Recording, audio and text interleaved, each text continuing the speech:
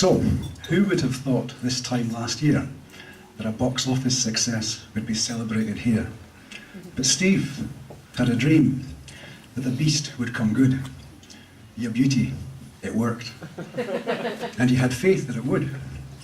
So congratulations to all, both back and front stages, for creating a show that appealed to all ages. To Andrew and Leslie, bringing life to the dream. Beauty and the Beast ran with a full head of steam. So here is my tribute in tongue-in-cheek rhyme to recognise the talents who gave up their time to create sell-out performances, Westwood's best show for years. How you deserve all the plaudits and cheers. Glenn. Is Glenn here tonight? No. It's a good job. Glenn played the Beast in a sensitive way. I got quite attached to the Beast, got to say.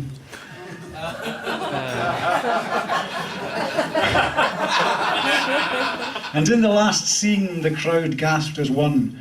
He'd have looked much more handsome if he'd kept his mask on.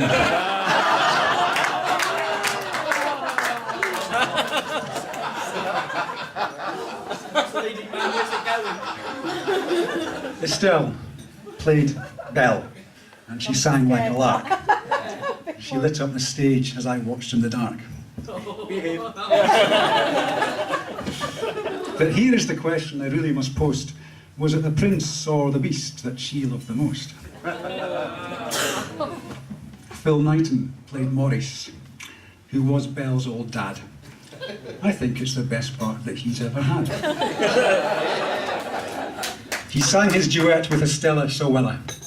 A touching performance from a wonderful fella.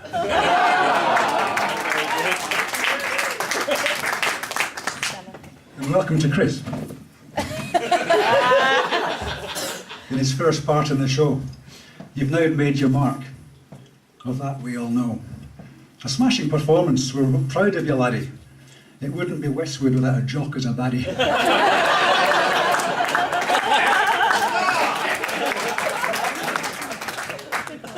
Our Dave played LeFou. The village is full. With a rug on his head, but he still looked quite cool. His opening manoeuvre just made him his part gel. Turned his back on the audience and pissed down the well.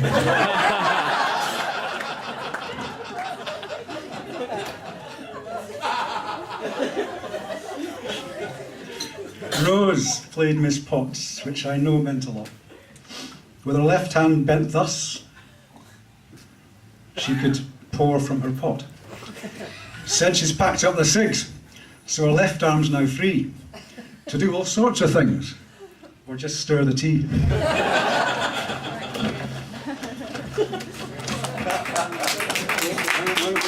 Another page, yeah? Steve Gravitt was "Have it! My name is Gaston." A part he was born for. It was his from day one. He strutted his stuff like a Dave Hasselhoff. All that time in the gym has really paid off. Ginny played a floozy, whose name was Babette. All frilly and silly, everyone's pet. A Parisian maid who made everyone go wow. Mrs. Rogers, Aunt Ellie, look at her now. Alan was Cogsworth, an oversized ticker. Not one line did he fluff, not once did he flicker. He held it together, he was the show's rock. Respect to the man with a very large clock.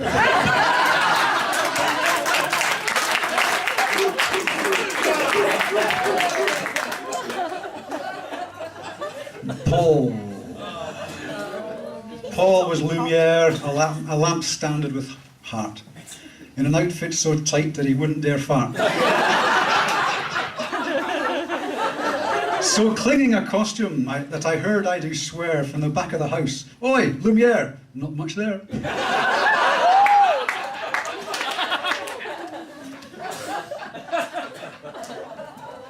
Madame Grande de la Bouche featured Lee's Westwood debut.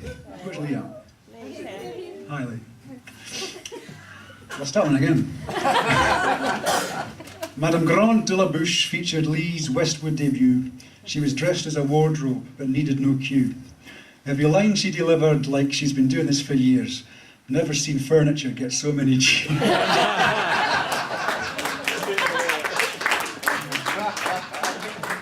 And as for the chorus, they sang and they danced without ever becoming a farce. And the girls dressed in plaits and the lads in their suits with a fork and spoon stuck up their arse. Thank you very much.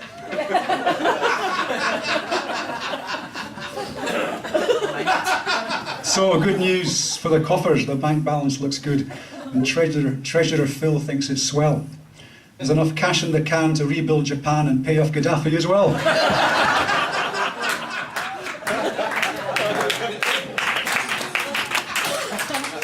So carry on, Westwood, my money's on you. Now you're back in the saddle and racing. The future looks bright. There's a spring in your step, in spite of the problems we're facing. No pay rise for years and our pensions are slashed. The petrol tank's worth more than our cars. But we'll all be back in the autumn to once again reach for the stars. The show I suggest could well be the best. We'll come north, south, west and east to see a bear-shaped glove puppet and a dog-collared muppet, Sooty and the Priest. Thank you very much.